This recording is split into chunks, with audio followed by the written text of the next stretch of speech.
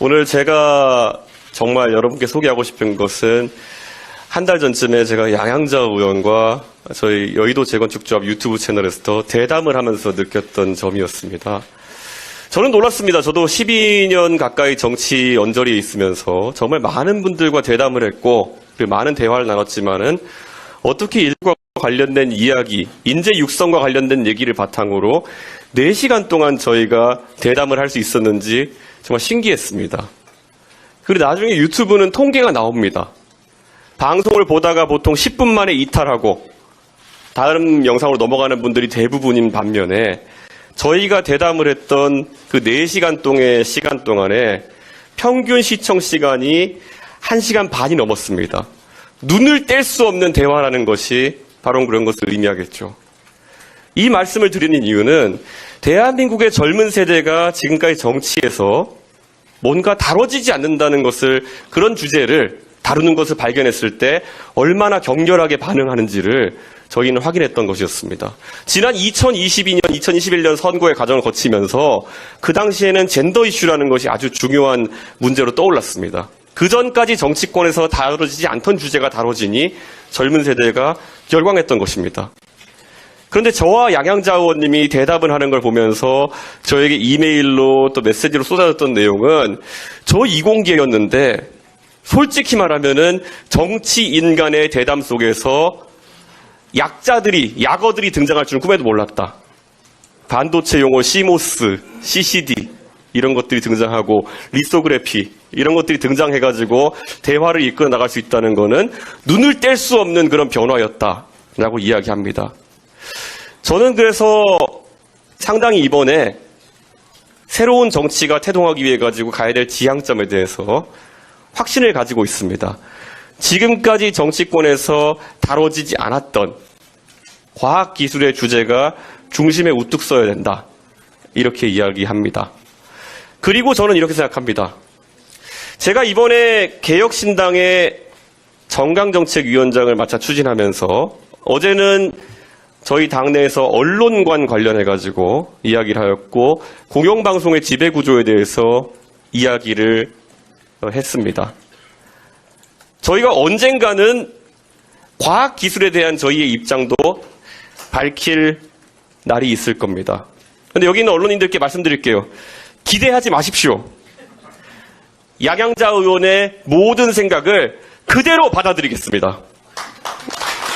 네. 양양자 의원님이 가지고 있는 생각들을 제가 접하면서 놀랐던 것은 결국엔 우리나라가 앞으로 어떤 산업들을 발전시켜야 되냐에 대한 이해가 명확하십니다. 그리고 결국에는 지역별로도 어떤 산업이 어디에 자리 잡아야 하는지 너무 명확하게 제시하고 계십니다. 울진과 경주에 자리 잡아야 하는 원자력 산업부터 그 외에 완주에 자리 잡아야 하는 수소 관련 산업까지 지역을 망라해서 인재를 모집하고 계십니다. 저는 이 인재들이 소위 제3지대 주도 세력의 인재만으로 남아서는 안 되고 언젠가는 대한민국을 주도하는 그런 인재들이 되어야 된다. 저는 이런 생각을 합니다. 누군가는 이야기합니다. 국민들의 여의도 정치에 대한 불신이 크기 때문에 우리가 여의도 사투리를 벗어나야 된다는 이야기를 합니다. 제가 단호하게 이야기하겠습니다. 대한민국 국민들은 여의도 사투리를 대체할 또 다른 방언으로서 그들만의 언어인 서초동 사투리를 용납할 생각이 전혀 없습니다. 우리가 앞으로 받아들여야 될 그런 언어가 있다면은 지금까지 입이 있으나 말하지 못했던 사람들의 이야기, 바로 지금까지 빛을 보지 못했던 과학기술인들의 이야기, 젊은 세대의 이야기. 아까 존경하는 이낙연 총리님께서 마중물을 만들어야 하고 본인은 허드렛물 역할도 하겠다고 하셨는데요. 당연히 그 목소리 안에는 모든 사람의 목소리, 그리고 이끌어주시는 분들의 목소리까지 포함되어야 된다. 저는 이렇게 생각합니다. 저는 단언코 말씀드리겠습니다. 앞으로 개혁신당과 한국의 희망 간에 어떤 차이점이 있고 어떤 동질성이 있는지를 언론이 많이 주목할 것입니다. 하지만 저는 이 자리에서 말씀드리는 것은 우리가 가진 과학기술이나 미래에 대한 동질성만으로도 저희는 이미 같은 꿈을 꿀 수 있는 동지의 자격을 넘어섰다. 전 이렇게 오늘 확언하겠습니다. 이렇게 말씀드리겠습니다. 지금 우리가 반도체 신화의 여러 영웅들을 기억합니다. 물론 우리나라의 영웅으로서 황창규 사장님 그리고 진대재 사장님에 대한 기억도 있고, 지금은 우리나라의 젊은이들이 또 해외에 있는 다른 영웅들을 추앙하는 경우도 있습니다. 젠슨 황이라든지 아니면 리사 수와 같은 반도체 영웅들을 이야기합니다. 저는 우리가 책임감을 가지고 다시 한번 우리가 이제 이공계나 또 미래에 관심 있는 젊은이들이 영웅이 될 수 있도록 저희가 어떤 역할이어야 되는 것이 바로 정치권의 숙명이 아닌가, 이런 생각하면서 오늘 저는 이 자리에서 다시 한번 한국의 희망, 그 당명에 걸맞는 새로운 희망과 미래를 양양자 의원님과 같이 그려나갈 것을 여러분한테 약속하겠습니다. 네, 감사합니다. 네, 고맙습니다. 우선 양양자 의원님 출판기념회에 와서 축하하는 의미로 이렇게 참석했는데, 또 제3지대를 추진한다고 하시는 그런 지도자들이 많이 모여서 정무적인 해석이 많을 거로 보이는데, 우선 어떤 이 자리를 빌어서 다른 논의가 있거나 이렇게 하진 않습니다. 그리고 지금 개혁신당의 창당 추진 위원장들은 사실 3인의 공동위원장이 있고, 그래서 이분들의 의사 없이 제가 어떤 독단적으로 정무적인 행위를 할 수 있는 상황은 아닙니다. 그렇기 때문에 그 부분을 참고해가지고 보도해 주셨으면 하는 그런 생각이 있습니다. 예, 질문 있으면 받겠습니다. 축사 내용 들어보면 양양자 의원과 상당히 함께 할 수 있다는 것으로 들리기도 했는데. 예.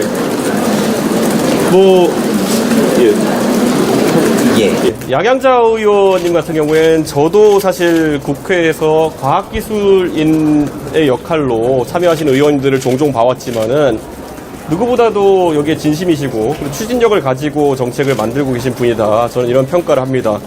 특히 제가 한 4시간 정도 양양자 의원과 공개 대담을 했는데, 그 과정 중에서 감히 제가 평가하자면은 제가 감히 깊이나 이런 걸 평가하는 것이 아니라 정말 진정성 있고, 그리고 이것을 지금까지 풀어내기 노력해왔던 그런 점이 느껴져가지고 저뿐만 아니라 저와 뜻을 같이 하는 동지들도 굉장히 양양자 의원님에 대한 호감과 동지의식이 높아졌다, 이런 상태라 볼 수 있습니다.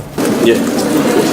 대표님, 신당이 여러 신당 천당 작업들이 진행되고 있는데, 앞으로 뜻이 갇힌 당끼리 선거에서 연합을 하거나 하는 과정이 이루어진다면 타임라인상 어느 정도 시기에 그런 논의가 될까요? 저는 지금 특검법 제2결 전국 때문에 지금 국민의힘과 더불어민주당 모두 공천 절차를 늦추려고 하는 움직임이 있는 것을 알고 있습니다. 그런데 이 비정상적인 전국과 관계없이 저는 만약에 새로운 정치를 하고 싶은 사람들이라면은 늦지 않게 각자의 최대 공약수를 찾기 위해서 노력해야 될 것이다. 저는 이런 생각을 합니다. 그리고 아까 제가 말했던 것처럼 한국의 희망의 공약이나 아니면 정책 면에서도 저희가 검토를 많이 했습니다. 그런데 다소간의 이견은 있을지 모르겠으나 대체적으로 지향점에는 큰 차이가 없다는 인식을 몇 주 전부터 하고 있었습니다.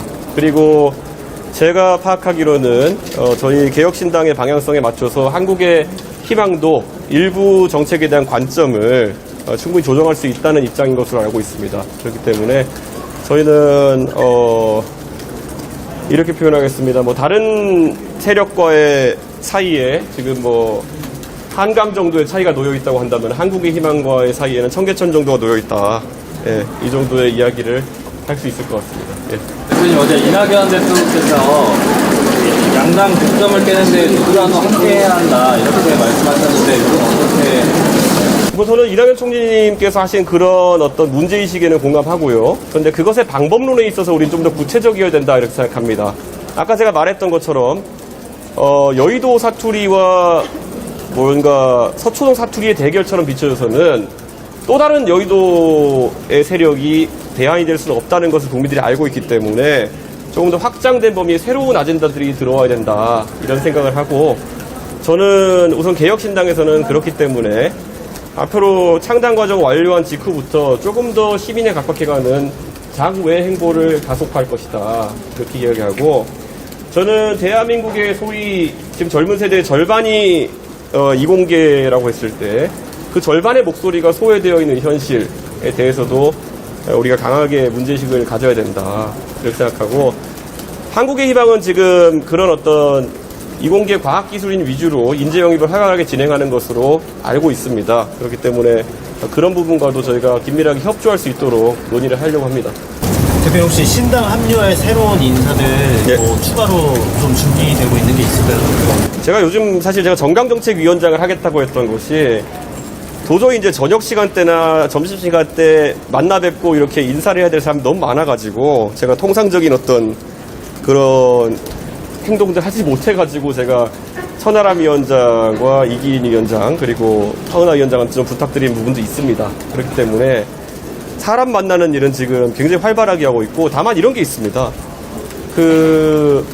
아까 이상민 의원님 이야기도 나왔지만은 또 움직이는 데 있어가지고 타이밍과 명분이라고 하는 것은 굉장히 중요하고 그것에 있어서 성급했을 때는 또 국민들에게 다소 고루한 이미지가 생길 수 있는 것이고 또 너무 급진적이면은 사실 가벼운 이미지가 생길 수 있는 것이기 때문에 저희와 연락하는 대부분의 인사들이 상당히 방향성을 정립하고는 있지만은 각자의 명예와 각자의 그리고 명분을 위해 가지고는 충분한 고민과 그런 판단의 지점들을 가져가고 있다. 그래서 저희는 다 그런 걸 존중하고 있는 것이고요.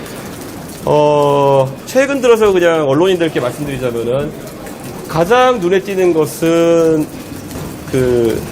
국민의힘 내에 있는 원외 인사들의 움직임입니다.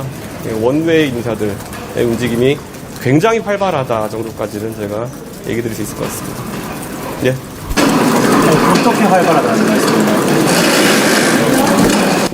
구체적인 거는 나중에 실제 보시게 되실 것이다. 제가 이렇게 말씀드리고요.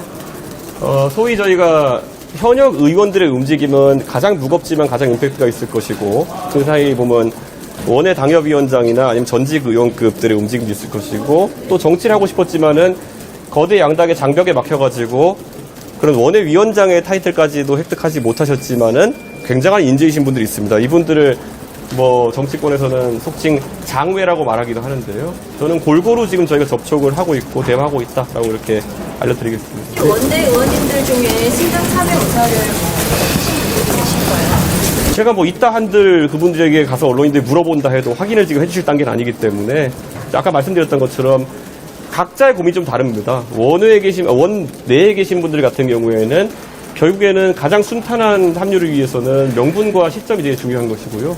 그리고 원외나 아니면 장외에 있는 분들 같은 경우에는 결국에는 본인이 어떻게 더 빛나는 방식으로 합류할 것이냐에 대한 고민이 많으십니다. 그래서 저는 당장 어제 저희가 영입한 인사들만 하더라도 사실 과거에 안철수 의원과 전당대회까지도 행보를 같이 했던 그 계열의 핵심 인사들입니다. 구영모 전 하천시장 후보 같은 경우에는 과거 국민의당 몫으로 지방선거에서 공천을 받아서 수도권에서 어려운 도전인데 젊은 후보가 46%에 달하는 화성시장에서 지지율을 득표한 46.9거든요. 47%에 가까운 득표를 얻은 후보이기 때문에 이번 총선에서도 즉시 당선감이라고 저희가 평가하는 후보이고 그리고 지금까지는 안철수 의원과 정치행보를 같이 해왔지만은 또 저희와 함께 하게 된 것을 저는 환영하고 김영호 변호사 같은 경우에도 사실 보좌진 경험도 충분하고 또 즉시 출마 전력이라고 저희는 판단하고 그리고 실무면에서도 즉시 활동할 수 있는 공간을 마련하려고 하고 저희는 아마 좀 이제 언론에서 주목할 만한 사람들의 영입 발표가 계속 될 거라고 저희가 얘기 드릴 수 있습니다. 예. 네, 알겠습니다. 예. 하나만 더 여쭤보겠습니다. 빅텐트 주도권을 놓고 신강 추진 세력들이 힘겨루기를 하고 있다는 해석에 대해서 사실 힘겨루기를 하기 위해 가지고는 여러 가지 선결 조건이 필요할 겁니다. 시민들이 이 빅텐트라는 것을 긍정적으로 바라보는 시각이 먼저 성경되어야 되는데요. 저는 아직까지 테이블 위에 올라온 아젠다들만으로는 당신들이 왜 무조건 합쳐야 되는지는 모르겠다라는 인식이 어느 정도 있는 걸로 보입니다. 그렇기 때문에 결코 서두르지 않아야 된다라는 인식을 가지고 있고요. 이것이 혹여나 주도권이나 이런 것을 가지고 다툰다기보다는 저는 최대한 많은 국민들의 공감을 이끌어내기 위한 과정이다라고 생각하고 있고 지금 이 논의 테이블에 와 있는 여러 세력과 다르게 저는 공교롭게도 과거 제3지대 빅텐트까지는 아니지만 그래도 큰 결합이었다 생각하는 바른정당과 국민의당의 결합에 참여해본 경험이 있습니다. 그때 그 결합이 준 교훈에 대해 가지고 저는 명확하게 이해하고 있고 뭐 그것의 경험을 바탕으로 더 나은 어떤 공간이 펼쳐지길 기대하고 있다. 저는 이렇게 말씀드리겠습니다. 그 오늘 여론조사 보면은 예. 이준석 대표님 신당이랑 이낙연 대표님 신당 둘이서 합치면은 10% 정도에 육박하는데 예. 이 결과는 어떻게 보시나요? 저는 단순 산수락으로 빅텐트나 아니면 연대의 지지율 평가하기는 어렵다 이렇게 보고 있고요. 지금 지지율 조사라고 하는 것이 각 기관에서 어떤 문구로 조사하느냐, 어떤 이름의 당으로 조사하느냐에 따라서 굉장히 크게 차이가 나고 있는 것이 사실입니다. 그래서 저는 뭐 그런 부분을 신당에서는 크게 개의치 않고 저희가 아직 창당 이전인데도 상당히 많은 국민들이 지지를 해주시는 것에 대해 가지고 감사하고 있다. 저는 이렇게 생각하고 저는 결국 1월 중으로 이 부분에 대해 가지고 활발한 논의가 이루어지는 것이 중요하다. 저는 이렇게 생각합니다. 바른미래당이 쳤다는 교훈은 어떤 교훈인지 알 수 있어요? 바른미래당은 그 당시에 저희가 결합 이후에 소위 말하는 영남을 중심으로 한 소위 바른정당 세력과 호남을 중심으로 한 국민의당 세력 간의 결합으로 해서 동서화합 모델이라는 것을 많이 강조하려고 했습니다. 근데 또 그 당시에 대선주자급으로는 유승민과 안철수라는 굉장히 또 미래지향적인 대선주자들의 결합이었기 때문에 그런 기대도 존재했던 것이 사실입니다. 그런데 두 지도자 간의 원활한 대화가 이루어지지 않다 보니까 오히려 그런 지역 간의 결합만 많이 인식되게 되고, 그래서 어쩌면은 DJP 모델 정도의 모델보다도 좀 약한 모델로 결합이 되었기 때문에 시너지가 충분히 나지 않았다. 그런 생각을 합니다. 그렇기 때문에 저는 오늘 양양자 의원님에 대한 기대를 드러내면서 이것이 다시는 제 생각에는 뭐 지역 간 결합이나 이런 것들도 어디까지나 여의도 사투리의 일부분이라 생각합니다. 그렇기 때문에 그것을 뛰어넘는 우리만의 언어가 나오는 것이 중요하다. 저는 그런 생각을 가지고 바라보고 있습니다. 네, 여기까지 하겠습니다. 현역 의원 참여가 많아야 3번을 받는데 예. 어느 정도 아마 그건 자신 있습니다. 3번 문제에 대해 가지고는 자신 있다는 말씀을 드리고요. 아까 말했던 것처럼 뭐 이상민 의원님의 사례도 있듯이 너무 성급한, 너무 빠른 움직임도 제 생각에는 국민들의 지지를 받지 못할 수도 있고 또 행보에 제약이 올 수도 있는 것이기 때문에 저는 다 지금 대상으로 거론되는 분들이 사실 저와는 개인적으로 10년 넘는 인연을 가지신 분들도 있습니다. 그렇기 때문에 저희의 정치적 유불리에 따라 가지고 그분들의 정치적인 자산을 절대 잠식해서는 안 된다. 이런 원칙을 가지고 임하고 있습니다. 대표님 저 하나 드리고 싶은데요. 이낙연 신당이랑 이준석 신당이 어찌 보면 추구하는 가치가 좌우에서 다르잖아요. 네. 근데도 계속 이렇게 연대 가능성이 나오는 거에 대해서 좀 몸집 불리기 아니냐 뭐 그런 얘기도 나오는데 저도 그래서 그런 논의가 좀 성급하다는 측면은 인식하고 있고요. 다만 그만큼 또 국민들의 기대치가 있기 때문에 그런 것들이 언론에 소비되고 또 언론인들께서 질문 주시는 것이 아닌가 이런 생각하고 아까 말했듯이 최대한의 시너지를 내기 위한 결합이 무엇이냐에 대해서는 저는 결코 바른미래당의 사례는 반복하지 않겠다. 저는 그렇게 생각합니다. 이상민 의원이 원래 이제 탈당하고 나서 개혁신당에 합류할 수 있다는 좀 그런 가능성들도 많이 제기됐었는데 결국 국민의힘으로 왔잖아요. 그건 어떻게 보세요?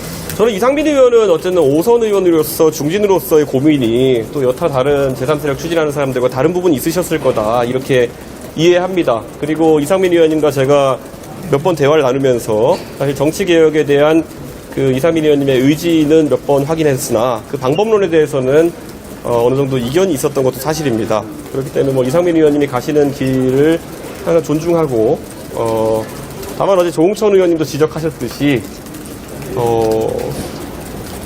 그 길이 그러면 국민의힘에 합류해서 할 수 있는 길이냐에 대해서는 제가 전 대표로서 좀 위험한 선택이 아닌가라는 그런 말을 덧붙이겠습니다. 예. 대표님 좀 전에 장외행보 가속화할 거라고 말씀하셨는데 한동훈 비대위원장도 지금 장외 여론전 하고 있거든요. 어떻게 평가하실 거예요? 저는 만약에 한동훈 위원장도 장외 행보를 가속화한다면은 이제는 아젠다가 나와야 되지 않을까 이런 생각을 합니다. 지금 반복해서 강원도에 가서는 강원도의 연고를 말씀하시고 어디 대구에 가서는 대구의 아들인 것처럼 말씀하시고 뭐 이런 행보가 이제 계속되고 있는데 사실 초반에는 그런 행보가 있을 수 있다고 생각합니다. 그런데 미래와 어떤 비전에 대한 이야기가 더 많아지면은 아마 한동훈 위원장이 생각하는 개혁의 방향성 그리고 또 다른 사람들이 생각하는 개혁의 방향성이 국민들에게 좋은 대안 경쟁으로 비춰질 수 있을 것이다. 저는 그냥 상계동 야들만 하겠습니다. 저는 사실 이 길이 외로울 것이라고 생각해서 그리고 어려울 것이라고 생각해서 가보고 싶었습니다. 그런데요, 오늘 여러분과 함께하고 보니까 그래도 어렵긴 할 것 같은데요. 외롭지는 않을 것 같습니다.